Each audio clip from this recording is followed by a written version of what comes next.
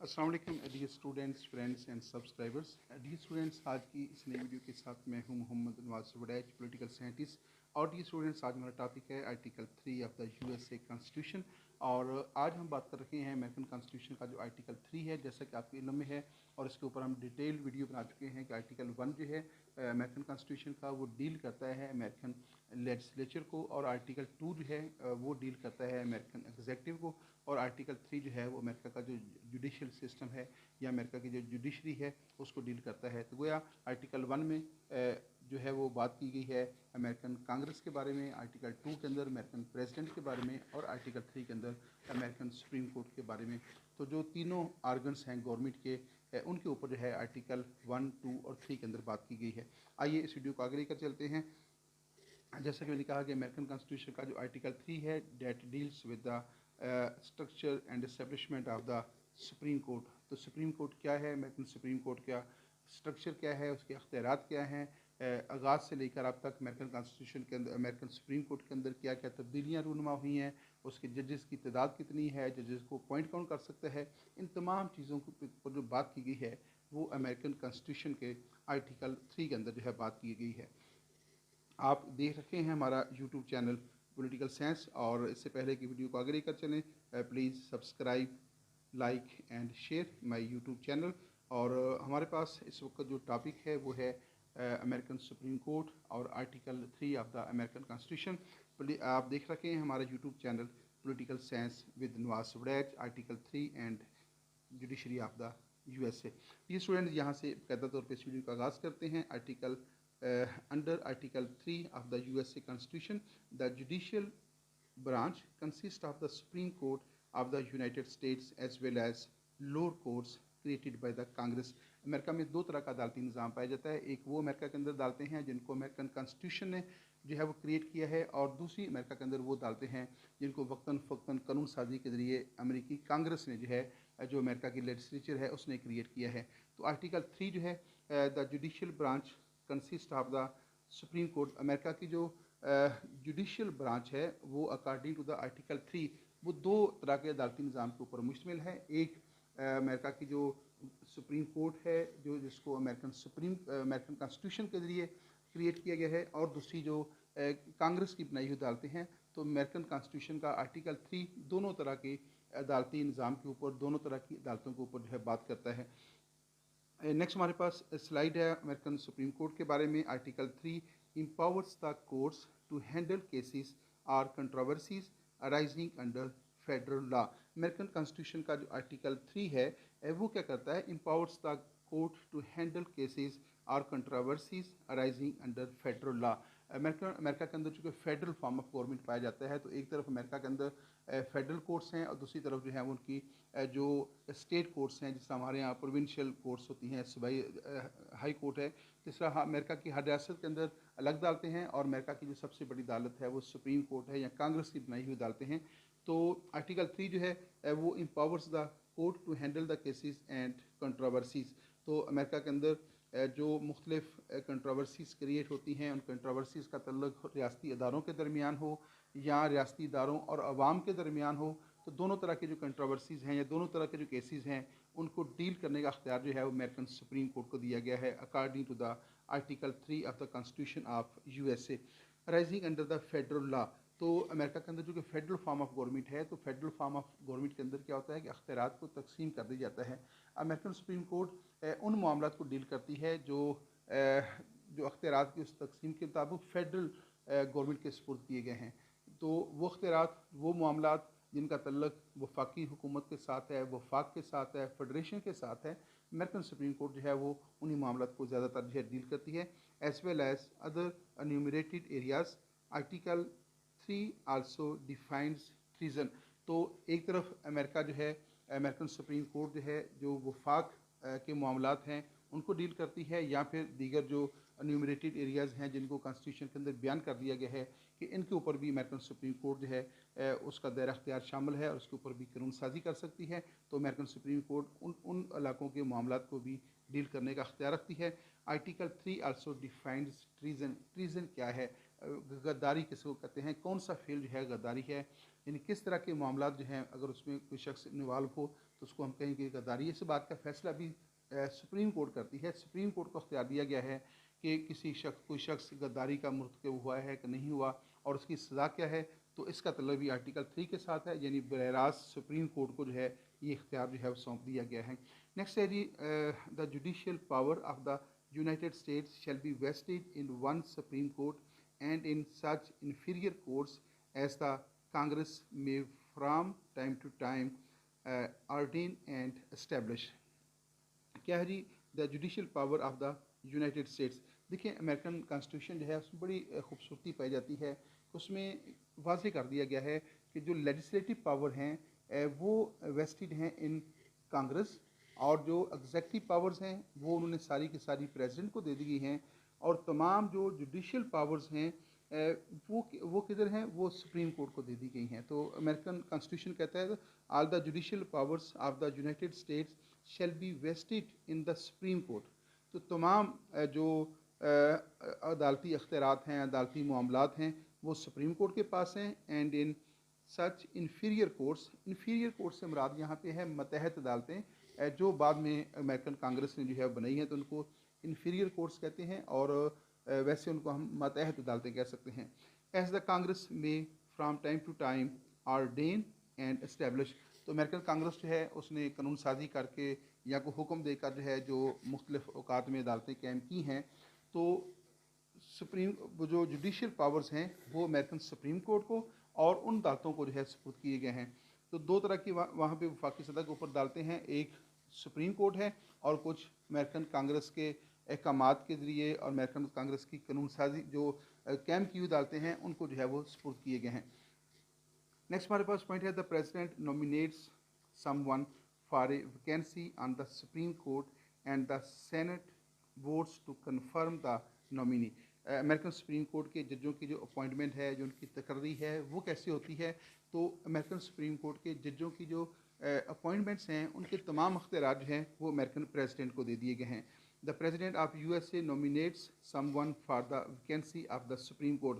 अगर supreme court के अंदर कोई वैकेंसी क्रिएट हो जाए, कोई सीट जो है वो खाली हो जाए, तो उसके ऊपर नए जज की तकर्री का जो अख्तियार है वो तमाम उसके मतलब जो अख्तियारात हैं वो अमेरिका के प्रेसिडेंट को हासिल हैं, और वो कंडीशनल हैं। And the senate votes to confirm the nominee. American जो प्रेसिडेंट है जब किसी जज की सुप्रीम कोर्ट के अंदर अपॉइंटमेंट करता है, उसकी नॉमिनेशन कर देता है, तो फिर जो सेनेट है जो कि अमेरिकन कांग्रेस का अपर हाउस है, वो उसकी जो है उसको कन्फर्म करता है, उसकी तस्दीक करता है। अगर अमेरिकन जो सेनेट है उसकी तस्दीक ना करे तो जज की तकर्री जो है वो मनसूख हो जाती है। अगर वो उसकी तस्दीक कर दे तो जज जो है वो अपने फ़रज़ जो है वो सर अंजाम देता है। यानी पहले मरले में जब कोई सीट खाली होगी तो अमेरिकन प्रेसिडेंट जो है वो जिसे चाहे वो अमेरिकी सुप्रीम कोर्ट का जज जो है वो नॉमिनेट कर सकता है।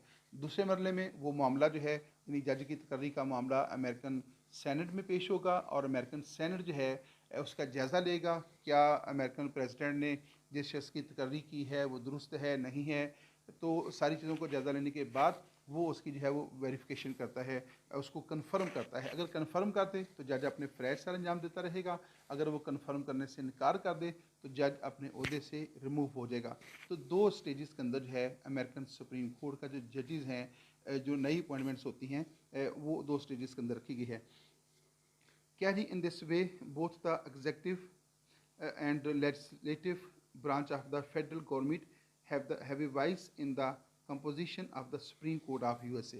अब देखें कि जो अमेरिकन प्रेसिडेंट है वो एग्जेक्टिव है और जो अमेरिकन सेनेट है वो लेजिस्लेचर है। तो गया अमेरिकन सुप्रीम कोर्ट के जजेस की तकर्री जो है वो लेजिस्लेचर और एग्जेक्टिव यानी अमेरिकन कांग्रेस और सुप्रीम कोर्ट जो है अमेरिकन कांग्रेस और अमेरिकन प्रेसिडेंट की जो है बाहमी रजामंदी से ही होती है। अगर सेनेट जो है उससे रजामंद ना हो तो जज की जो सदर की तरफ से अपॉइंटमेंट की जाएगी वो ख़त्म हो जाती है। लेकिन होता यह है कि एक टर्म इस्तेमाल होती है सेनेटोरियल कर्सी। सेनेटोरियल कर्सी ये होती है कि अमेरिकन प्रेसिडेंट जो है जब किसी शख्स की सुप्रीम कोर्ट के जज के तौर पे अपॉइंटमेंट करता है तो सेनेट जो है वो सेनेटोरियल कर्सी की बुनियाद के ऊपर जो है अमूमन उन जजेस की जो है वो तौसीक कर देता है, उनकी वेरिफिकेशन कर देता है, उनको कन्फर्म कर देता है। और जिस रियासत के साथ मुतलका जज का तल्लुक़ होता है उस रियासत के जो सेनेटर्स होते हैं, जो अमेरिकन सेनेट के अंदर बैठे होते हैं, वो जो है अमेरिकन प्रेसिडेंट जो है वो अपना इन्फ्लुएंस इस्तेमाल करता है या रिलेशनशिप को इस्तेमाल करता है, और यूँ समझ लें कि वो बैक डोर में रहकर जो है उनसे रिक्वेस्ट करता है कि मैंने इन लोगों को आपकी ही रियासत से तल्लुक़ रखने वाले इस शख्स को बतौर सुप्रीम कोर्ट का जज अपॉइंट करने का फ़ैसला किया है, और जब मामला सुप्रीम कोर्ट में सेनेट में जाएगा तो आप प्लीज़ जो है इनकी फ़ेवर कीजिएगा, ना सिर्फ खुद फेवर कीजिएगा बल्कि बाकी लोगों को भी कन्विंस कीजिएगा कि इनकी फ़ेवर की जाए। तो इस तरह जो है अमेरिकन प्रेसिडेंट जो है सेनेटोरियल कर्टसी का जो कन्वेंशन है उसको इस्तेमाल करके वो उन जजेस की जो कन्फर्मेशन है वो करवाने में अमूमन जो है वो कामयाब हो जाता है। लेकिन ऐसे मिसालें भी मिलती हैं कि अमेरिकन सदर की तरफ से किसी शख्स को बतौर जज तकर्रर किया गया और बाद में जो है उस जज की जो कन्फर्मेशन है वो सेनेट की तरफ से नहीं हुई। इस तरह का एक वाक़या जो है 1930 में जो है वो पेश आया था, जब जॉन पार्कर जो है को सदर हॉवर्ड जो थे उन्होंने उसकी अपॉइंटमेंट की थी, और सेनेट ने जो है उसकी अपॉइंटमेंट को जो है वो कन्फर्म नहीं किया था, और इस तरह वो जज के ओहदे से अलग हो गया था। जी, नेक्स्ट हमारे पास स्लाइड है अमेरिकन सुप्रीम कोर्ट के हवाले से। 9 justice make up the current supreme court. American supreme court इस वक्त जो है वो 9 जजेस के ऊपर मुश्तमिल है, और उसमें 1 चीफ जस्टिस है और 8 एसोसिएट जजेस हैं। तो अमेरिकन सुप्रीम कोर्ट के जजेस की जो कुल तादाद है वो है 9।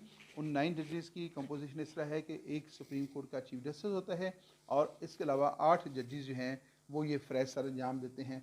और अमेरिका के अंदर जो है जजेस की ये जो तादाद है, ये आगाज़ में जो है ये तादाद कम थी, बाद में आइन में तरमीम करके जो है इस तादाद में इजाफा किया गया है। इस वक्त जो है अमेरिकन सुप्रीम कोर्ट जो है वो 9 जजों के ऊपर जो है मुश्तमिल है, एक चीफ जस्टिस और इसके अलावा 8 जजेस। नेक्स्ट है जी, initially the number of the जजेस of the supreme court was 6, और बट सिंस 1869 के अंदर जो है अमेरिकन कॉन्स्टिट्यूशन के अंदर अमेंडमेंट की गई, एंड देयर हैव बीन 9 जजेस इंक्लूडिंग 1 चीफ जस्टिस। और इस वक्त जो है अमेरिकन सुप्रीम कोर्ट के जजेस की तादाद जो है वो 9 हो गई है, और ये तादाद जो है 1969 के अंदर 1869 में जो है की गई थी। अब इससे पहले जो है अच्छा, इससे जब अमेरिकन कॉन्स्टिट्यूशन जो है 1789 को जो है जब अमेरिकन कॉन्स्टिट्यूशन की बुनियाद रखी गई, तो उस वक्त जो है अमेरिकन सुप्रीम कोर्ट के जजेस की तादाद कोई फ़िक्स नहीं की गई थी। तो ज़रूरत के मुताबिक जो है उसमें जो प्रेसिडेंट होता था वो उनकी तकर्री करता था, लेकिन बाद में जो है इसको बाकायदा तौर पे फ़िक्स कर दिया गया है, और अब जो है अमेरिकन सुप्रीम कोर्ट के जजेस की जो तादाद है वो 9 से ज़्यादा नहीं हो सकती, उसके ऊपर पाबंदी है। सबसे ज़्यादा जो जजेस हैं वो अमेरिका का जो पहला प्रेसिडेंट है जो जॉर्ज वाशिंगटन था, उसने जो है सबसे ज़्यादा जजेस की तकर्री की है। वैसे तो अमेरिकन आइन ये कहता है कि अमेरिकन जो प्रेसिडेंट है वो जिसे चाहे अमेरिकन सुप्रीम कोर्ट का जज जो है वो अपॉइंट कर सकता है, लेकिन बहुत कम ऐसे अमेरिकन प्रेसिडेंट्स हैं जिनको किसी जज की तकर्री का मौका मिलता है, क्योंकि जजेस की जो अपॉइंटमेंट है वो ताहयात होती है, जबकि अमेरिकन प्रेसिडेंट जो होता है उसकी तकर्री सिर्फ 4 साल के लिए होती है। अब उसकी 4 साल की जो टेन्योर है, अगर उस दौरान कोई सुप्रीम कोर्ट का जो जज है उसका इंतकाल होता है, या वो उसकी इम्पीचमेंट होती है थ्रू सेनेट जो है, या वो खुद जो है वो रिज़ाइन दे देता है, तो उस सूरत में जो है उस जज को सुप्रीम कोर्ट का कोई नया जज अपॉइंट करने का मौका मिलेगा। लेकिन ऐसा बहुत कम होता है कि अमेरिकन जो सुप्रीम कोर्ट के जो जजेस हैं चूँकि वो ताहयात हैं, तो इसलिए जो है वो बहुत कम जजेस को जो है बहुत कम प्रेसिडेंट्स को इस बात का मौका मिला कि वो सुप्रीम कोर्ट के अंदर किसी जज की तकर्री कर सकें। इसके ऊपर नेक्स्ट न्यू डील प्रोग्राम के तहत भी इसी पॉइंट के ऊपर बात होगी। और नेक्स्ट हमारे पास कौन है, which president appoints the most supreme court justice.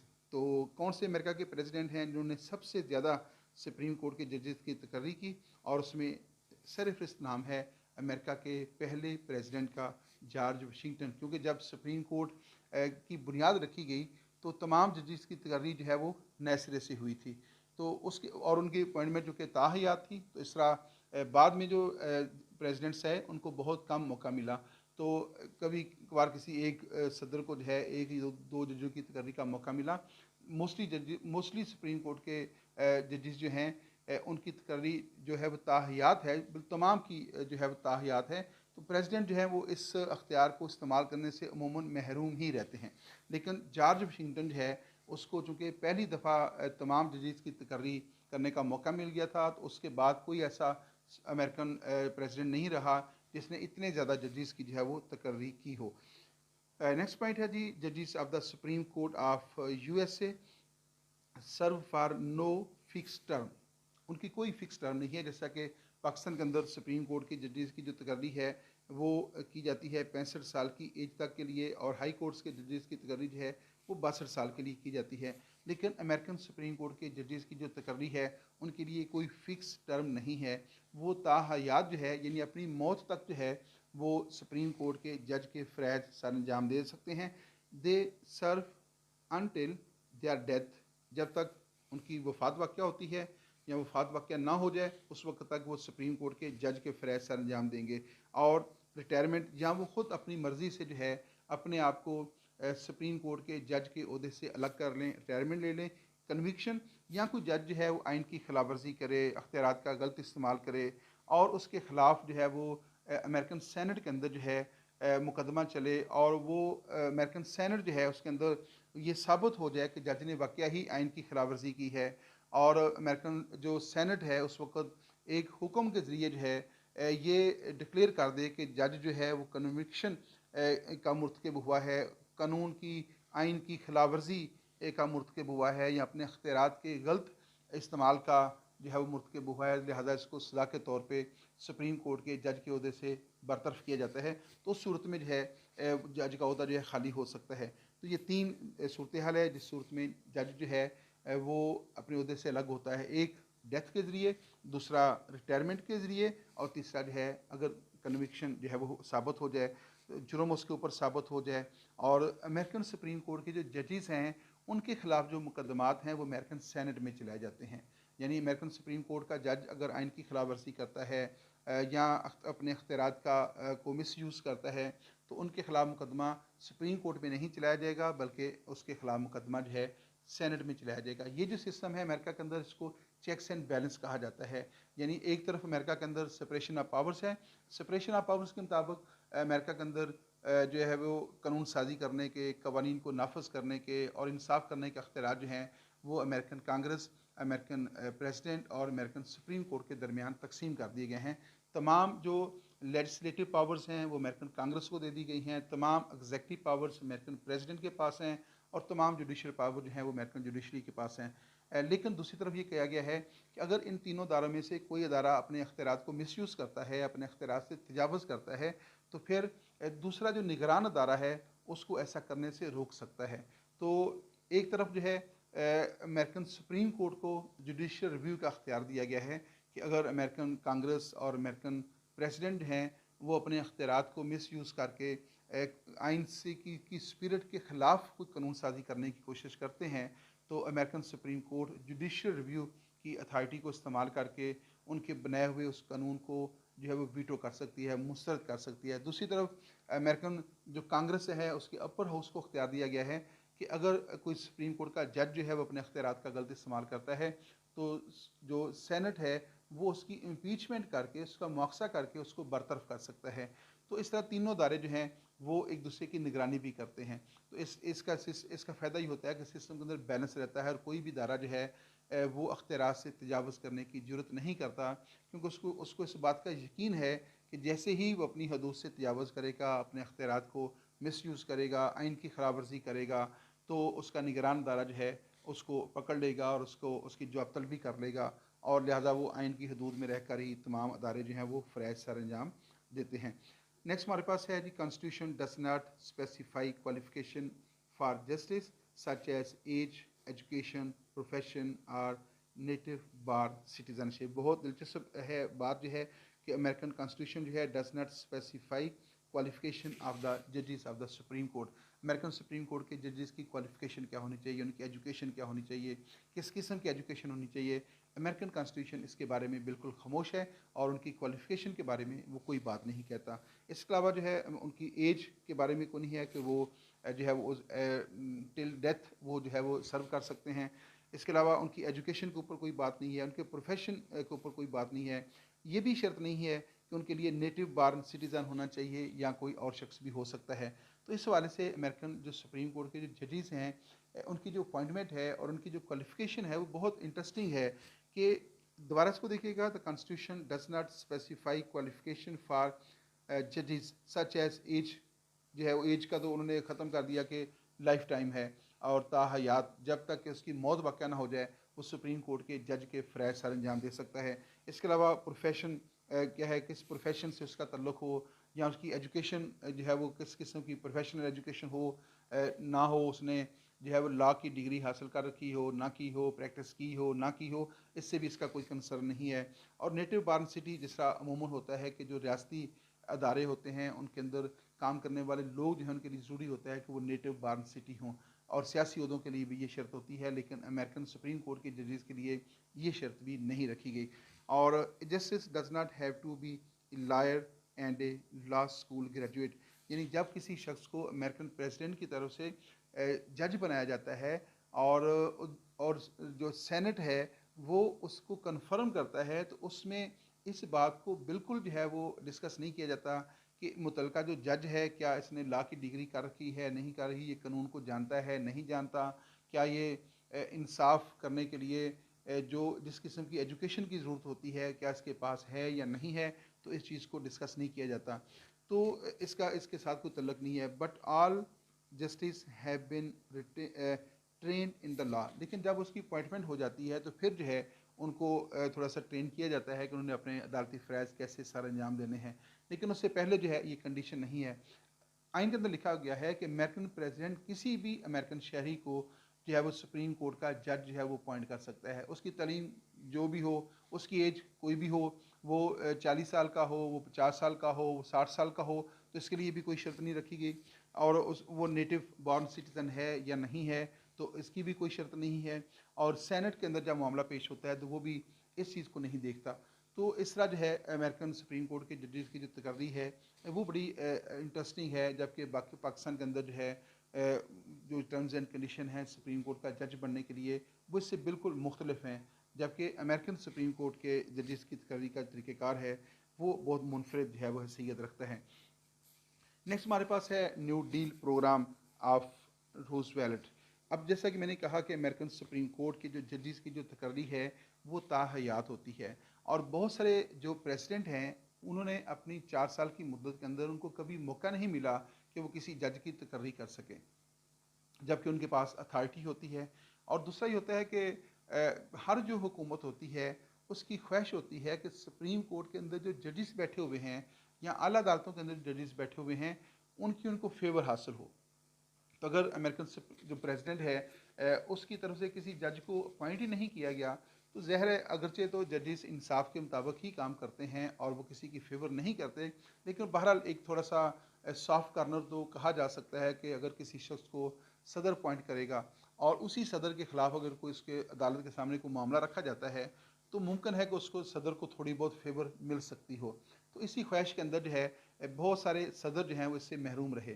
तो 1937 के अंदर जो है 1937 के अंदर जो है जब अमेरिका के अंदर फ्रैंकलिन रोजवेल्ट जो थे अमेरिका के प्रेसिडेंट थे, तो उन्होंने जो है न्यू डील के नाम से एक नज़रिया पेश किया।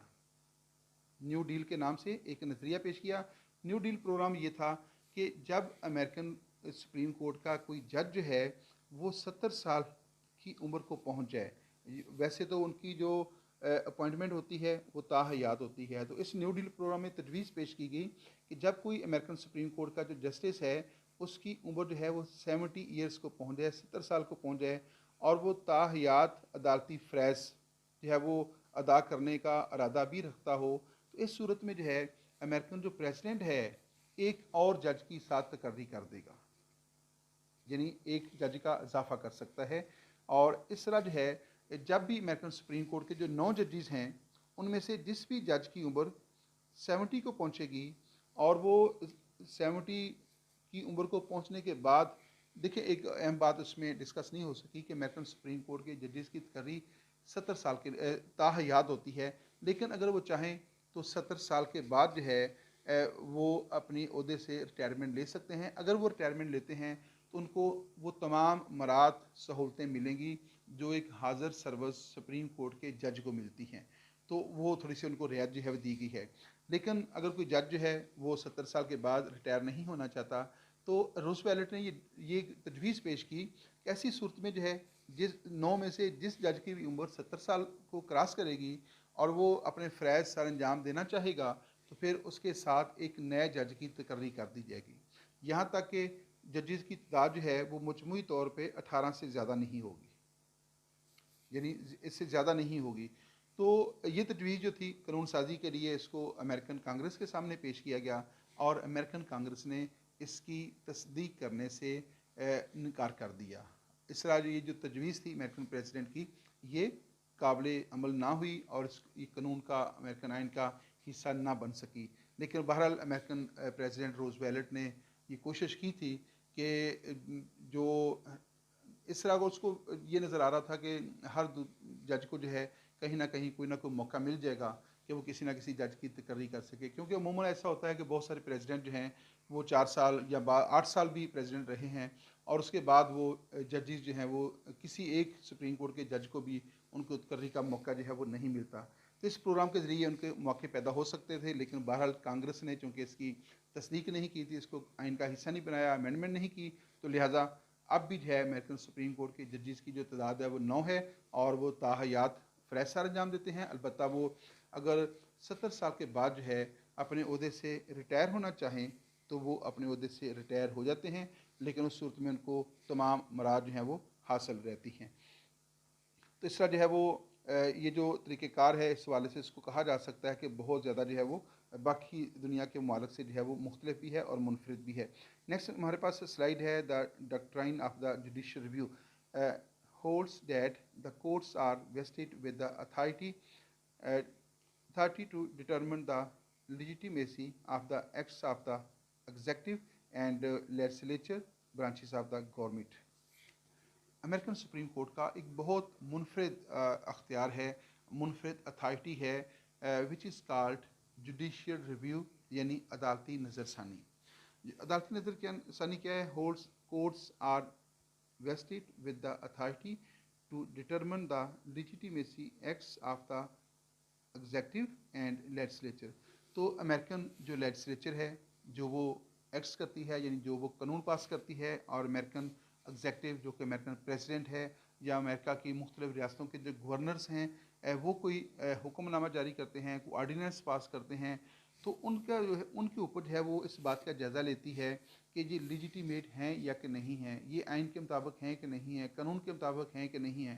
तो सुन लीजिएगा स्टूडेंट्स, बहुत दिलचस्प है कि जुडिशियल रिव्यू जो है अमेरिकन सुप्रीम कोर्ट का वो अख्तियार है, वो अथॉरिटी है, जिसको इस्तेमाल करके वो अमेरिकन जो प्रेसिडेंट है उसके जारी करदा वो आर्डीनेंस जो अमेरिकन आइन की स्पिरिट के ख़िलाफ़ हों, उनको कालअदम करार दे सकती है। यानी अमेरिकन सुप्रीम कोर्ट का अमेरिकन जो प्रेसिडेंट है, जब कोई हुक्मनामा जारी करता है, जब कोई आर्डीनेंस जारी करता है, तो अमेरिकन सुप्रीम कोर्ट जो है जुडिशियल रिव्यू के इख्तियार को इस्तेमाल करते हुए उसका जायज़ा ले सकती है कि सदर का ये जो आर्डीनेंस है, क्या वो अमेरिकन आइन की स्पिरिट के मुताबिक है या कि नहीं है। अगर उस जायज़े के अंदर ये साबित हो जाए कि अमेरिकन प्रेसिडेंट का जारी किया हुआ ये आर्डीनेंस जो है अमेरिकन आइन की स्पिरिट के मुताबिक नहीं है, तो वो उसको वीटो कर देती है, मुस्तरद कर देती है। तो जिस अख्तियार को इस्तेमाल करके अमेरिकन सुप्रीम कोर्ट सदर के अहकामात को मुस्तरद करती है कि ये आइन के ख़िलाफ़ हैं, तो उसको जुडिशियल रिव्यू कहा जाता है। In the same way America की जो 50 रियासतें हैं, 50 रियासतों के जो गवर्नर हैं, वो भी जो है आर्डीनेंस जारी कर सकते हैं, अहकामात जारी कर सकते हैं। तो अमेरिकन सुप्रीम कोर्ट का जो जुडिशियल रिव्यू का जो अथॉरिटी है, वो उन गवर्नर्स के अहकामात के ऊपर भी नाफज होता है। दूसरी तरफ अमेरिका की जो कांग्रेस है, वो जो कानून साजी करती है, अमेरिकन सुप्रीम कोर्ट का जुडिशियल रिव्यू का अख्तियार उसके ऊपर भी नाफज होता है।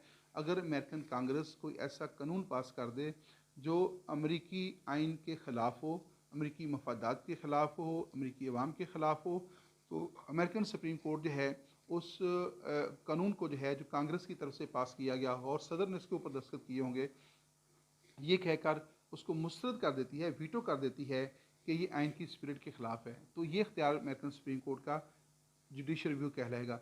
इस तरह अमेरिका की जो 50 रियासतें हैं, हर रियासत की अपनी एक रियासती असम्बली है, तो उन रियासती असम्बलियों की तरफ से अगर कोई ऐसा कानून पास हो जाए जो अमेरिकी आइन की स्पिरिट के ख़िलाफ़ हो तो American supreme court judicial review को इस्तेमाल करके उनके पास कर किए हुए कवानीन को भी मुस्तरद कर सकती है। तो ये अमेरिकन सुप्रीम कोर्ट का बहुत मुनफरद अख्तियार है। याद रखने वाली बात यह भी है कि दुनिया के वो तमाम मुमालिक जहाँ पे फेडरल फॉर्म ऑफ गवर्नमेंट होता है वहाँ की सुप्रीम कोर्ट को जुडिशल रिव्यू का अख्तियार हासिल होता है। पाकिस्तान की सुप्रीम कोर्ट को भी हासिल है और इंडिया की सुप्रीम कोर्ट को भी हासिल है, लेकिन ये डिपेंड करता है कि इस अथॉरिटी को इस्तेमाल कैसे किया जाता है।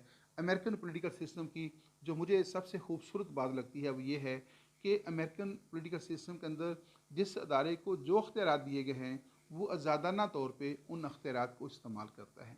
जो अख्तियार सुप्रीम कोर्ट के पास हैं, सुप्रीम कोर्ट उनको आज़ादाना तौर पे इस्तेमाल करती है, आइन की हदूद के मुताबिक करती है। और जो प्रेसिडेंट के पास अख्तियार हैं, प्रेसिडेंट उनको आज़ादाना तौर पे आइन के मुताबिक इस्तेमाल करता है। और जो कांग्रेस के पास हैं, कांग्रेस उनको आइन के मुताबिक इस्तेमाल करती है। और जब कोई अदारा आइन के मुताबिक अपनी पावर्स को इस्तेमाल कर रहा होता है तो कोई दूसरा अदारा जो है वो उस अदारे के ऊपर असरअंदाज नहीं हो सकता। तो जो थ्योरी और प्रैक्टिस में जो फ़र्क पाया जाता है वो अमेरिकन पॉलिटिकल सिस्टम में नहीं है। जो थ्योरी है प्रैक्टिस भी उसके ऐन मुताबिक होती है, जबकि पार्लियामेंट्री फॉर्म ऑफ गवर्नमेंट के अंदर जो है आपको थ्योरी और प्रैक्टिस के दरमियान बहुत ज़्यादा फ़र्क नज़र आता है। लेकिन अमेरिकन पॉलिटिकल सिस्टम में थ्योरी और प्रैक्टिस के दरमियान जो है फ़र्क जो है वो नहीं है। और फिर दूसरी तरफ चेक्स एंड बैलेंस का सिस्टम भी है और चेक्स एंड बैलेंस के ज़रिए जो है हर अदारा दूसरे अदारे की निगरानी के फ़रज़ भी सर अंजाम देता है। यही वजह है कि अमेरिका के अंदर आइन की खिलाफ वर्जी के जो मामलात हैं वो ना होने के बराबर होते हैं। अगर कोई कर भी दे तो उसका निगरान अदारा जो है फ़ौरी तौर पे उसको जो है चेक कर लेता है। ये जो अमेरिकन पॉलिटिकल सिस्टम का ये जो फीचर है ये बहुत ज़बरदस्त है। जी नेक्स्ट हमारे पास है supreme court of USA establish this doctrine of judicial review in the case of Marbury versus Madison in 1803। तो अमेरिकन सुप्रीम कोर्ट का ये जो जुडिशियल रिव्यू का जो अख्तियार है ये उसने इस्टेब्लिश किया था 1803 में। कहा जाता है कि अमेरिकन आइन जो है उसमें जुडिशियल रिव्यू का कोई जिक्र नहीं है। आइन के अंदर कहा गया है कि अमेरिकी सुप्रीम कोर्ट जो है वो आइन की भी मुहाफ़िज़ है और अमेरिकन सुप्रीम कोर्ट जो है वो शहरियों के बुनियादी हकूक़ की भी मुहाफ़िज़ है। तो जब अमेरिकन सुप्रीम कोर्ट ने इस बात का जायज़ा लिया कि आइन के मुहाफ़िज़ होने का क्या मतलब है और शहरियों के बुनियादी हकूक़ के मुहाफ़िज़ होने का मतलब ये है, तो उन्होंने इस बात की तशरीह करते हुए कहा कि आइन के मुहाफ़िज़ होने का मतलब ये है कि सुप्रीम कोर्ट कोई ऐसा काम नहीं होने देगी जो आइन से मुतसादम होगा। लिहाजा अगर कोई अदारा आइन से मुतसादम हुक्मनामा जारी करता है या आइन से मुतसादम कोई कानून बनाता है तो सुप्रीम कोर्ट उसका रिव्यू करने का अख्तियार रखती है। अगर उस रिव्यू के अंदर साबित हो जाए कि किसी अदारे का हुक्मनामा या किसी अदारे का बनाया हुआ कानून जो है वो आइन से मुतसादम हो रहा है या आइन के मुताबिक नहीं है, तो सुप्रीम कोर्ट जो है वो उस रिव्यू को इस्तेमाल करके उसको कालअदम करार दे देती है। तो सुप्रीम कोर्ट का ये जो अख्तियार है उसको जुडिशल रिव्यू कहा जाता है। और सबसे पहले इस अख्तियार का इस्तेमाल जो है अमेरिकन सुप्रीम कोर्ट ने 1803 में किया था, जब उसके सामने मारबरी वर्सेस मेडिसन केस जो है वो पेश किया गया था। ये एक अलग डिबेट है कि मारबरी वर्सेस मेडिसन केस क्या है। नेक्स्ट कभी वीडियो के अंदर मौका मिला तो हम इसके ऊपर भी बात करेंगे। Due to the authority of the judicial review American supreme court is also called third chamber of Congress. वैसे तो अमेरिकन जो कांग्रेस है वो बाई कैमरल है और अमेरिकन कांग्रेस जो है उसका जो लोअर हाउस है that is called house of representatives और जो अपर हाउस है उसका है that is called house of senate. तो उसका जो लोअर हाउस है वो हाउस ऑफ रिप्रेजेंटेटिव्स कहलाता है और उसका जो अपर हाउस है वो सेनेट कहलाता है। लेकिन आप यूँ समझने के कॉन्स्टिट्यूशन के मुताबिक तो उसके दो ही चैम्बर हैं, दो ही हाउसेज हैं, ईवान नुमाइंदगान और सेनेट। लेकिन बेसिकली कांग्रेस का काम क्या है? कांग्रेस का काम है कानून साजी करना। तो इसलिए बास जो पॉलिटिकल जो थिंकर्स हैं वो ये कहते हैं कि अमेरिकन जो प्रेसिडेंट है, चूँकि कांग्रेस की तरफ से जब भी कोई बिल मंजूर होता है, मसवदा मंजूर होता है, तो हतमी दस्तखत के लिए उसको प्रेसिडेंट के पास पेश किया जाता है। तो प्रेसिडेंट के पास पेश किए बगैर जो है कोई मसवदा कानून नहीं बन सकता। इसलिए बास जो पॉलिटिकल थिंकर्स हैं वो अमेरिकन प्रेसिडेंट को जो है वो third chamber of the Congress का नाम देते हैं। और बास लोग कहते हैं कि जो अमेरिकन सुप्रीम कोर्ट है वो third chamber of the Congress है। यानी उसमें वो ये दलील पेश करते हैं कि अमेरिकन जो सुप्रीम कांग्रेस है जब किसी कानून की मंजूरी देती है और उसके बाद वो प्रेसिडेंट के पास पेश होगा, प्रेसिडेंट उसके ऊपर दस्तखत करता है तो वो कानून बन जाता है। लेकिन उस कानून की जो दस्तूरी हैसियत है वो क्या है, वो है कि नहीं है, इस बात का हतमी फैसला सुप्रीम कोर्ट करती है। तो सुप्रीम कोर्ट जो है, जिस तरह अगर सदर दस्तखत ना करे तो कानून साजी के अंदर रुकावट पैदा हो सकती है, अगर कांग्रेस किसी बिल को मंजूर कर दे तो सेनेट मंजूर ना करे तो फिर भी कानून साजी में रुकावट पैदा हो सकती है, अगर सेनेट मंजूर कर दे और ईवान नुमाइंदगान मंजूर ना करे तो फिर भी रुकावट पैदा हो सकती है। इस तरह जो कानून साजी का जो अमल है उसके ऊपर सुप्रीम कोर्ट भी जो है वो बहुत ज़्यादा अख्तियार रखती है जुडिशल रिव्यू की वजह से, और असरअंदाज हो सकती है। इसलिए बाद सियासी मुफक्रीन जो है वो अमेरिकन सुप्रीम कोर्ट के जुडिशल रिव्यू के अख्तियार की वजह से उसको भी third chamber of American Congress का जो है वो नाम देते हैं। ये जो नाम है ये उसके उस रोल की वजह से दिया जाता है, उस किरदार की वजह से दिया जाता है जो वो जुडिशल रिव्यू को इस्तेमाल करते हुए अदा करती है। The federal judges can only be removed through impeachment by the House of Representatives and conviction in the Senate. American supreme court के जजेस की तकर्री चूँकि लाइफ टाइम होती है, ताहयात होती है और टिल डेथ होती है, तो लिहाजा उनको उहदे से अलग जो है नहीं किया जा सकता। लेकिन एक सूरत में जो है अमेरिकन सुप्रीम कोर्ट के जजेस वो वक्त से पहले यानी अपनी मौत से पहले भी या अपनी मर्ज़ी से रिटायरमेंट के पहले भी वो रिमूव हो सकते हैं। वो क्या है कि अगर अमेरिकन सुप्रीम कोर्ट का कोई जज है वो आइन की खिलाफवर्जी करता है, अगर अमेरिकन सुप्रीम कोर्ट का जज जो है वो इंसाफ फ्राहम करने में नाकाम हो जाता है या वो करप्शन में, बदनवानी में मुलव्वस पाया जाता है, तो उसके ख़िलाफ़ जो मुकदमा है वो अमेरिकन कांग्रेस में चलाया जाएगा। अमेरिकन कांग्रेस का जो लोअर हाउस है, जो ईवान नुमाइंदगान है, हाउस ऑफ रिप्रेजेंटेटिव्स है, वो एक करारदाद जो है वो मुतलका जज के ख़िलाफ़ सेनेट में पेश करेगा और सेनेट जो है वहाँ पे जो है बाकायदा तौर पे उस मुकदमे की समाअत करेगा। अगर उस जज के ऊपर जो लगाए गए इल्ज़ामात हैं वो साबित हो जाएं और अमेरिकन सेनेट जो है वो 2/3 मेजॉरिटी से उस जज को जो है मुजरम करार दे दे, तो फिर वो अपने ओहदे से अलग हो जाता है। तो अब तक जो है अमेरिकन सुप्रीम कोर्ट के कई जजेस जो हैं वो इसके ज़रिए रिमूव भी हो चुके हैं। तो इस तरह जो है अमेरिकन सुप्रीम कोर्ट का जो जज जो है इम्पीचमेंट के ज़रिए, और अमेरिकन सुप्रीम कोर्ट के जजेस की इम्पीचमेंट का अख्तियार कांग्रेस को हासिल है और उसमें 2 स्टेजेस हैं। पहली स्टेज के अंदर जो ईवान नुमाइंदगान है जो कि अमेरिकन सुप्रीम कोर्ट का लोअर हाउस है, वो एक करारदाद पेश करेगा अमेरिकन सुप्रीम कोर्ट के किसी जज के ख़िलाफ़ और मुकदमा जो है वो बाकायदा तौर पे चलेगा सेनेट के अंदर। और अगर सेनेट के अंदर 2/3 मेजॉरिटी से जज के ख़िलाफ़ वो इल्ज़ाम साबित हो जाता है तो वो अपने उहदे से रिमूव हो जाएगा। तो ये अमल जो है ये सुप्रीम कोर्ट के जजेस की इम्पीचमेंट का अमल जो है वो कहलाता है। नेक्स्ट हमारे पास पॉइंट है, as the US supreme court has no retirement age, most of its जजेस would be too old to serve on supreme court. Justice Ruth Bader Ginsburg is currently their oldest judge. She is 87 years old. अब चूँकि American supreme court के जजेस की जो तकर्री है वो ताहयात होती है, तो इसका नतीजा ये निकलता है कि अमेरिकन सुप्रीम कोर्ट के जज जो हैं वो बाज़ का बहुत जो है वो सीनियर हो जाते हैं और उसके बाद जो है वो अपने उहदे से अलग होते हैं। तो इस वक्त एक ऐसी खतून अमेरिका में सुप्रीम कोर्ट के जजेस के फ़रज़ सर अंजाम दे रखी है जिसकी उम्र इस वक्त जो है 87 ईयर्स है। तो जबकि पाकिस्तान के अंदर आप देखते हैं कि 65 ईयर्स तक जो है एक जज जो है वो अपने उहदे के ऊपर फैज़ रह सकता है और अमेरिका के अंदर जो है उसकी कोई लिमिट नहीं है। तो 87 के साल की उम्र में जो है एक जज जो है जिसका नाम रुथ बेडर किंग्सबर्ग जो है वो अभी भी जो है वो अपने उहदे के ऊपर जो है वो अपने ज़िम्मेदारियाँ जो है वो सर अंजाम दे रहा है।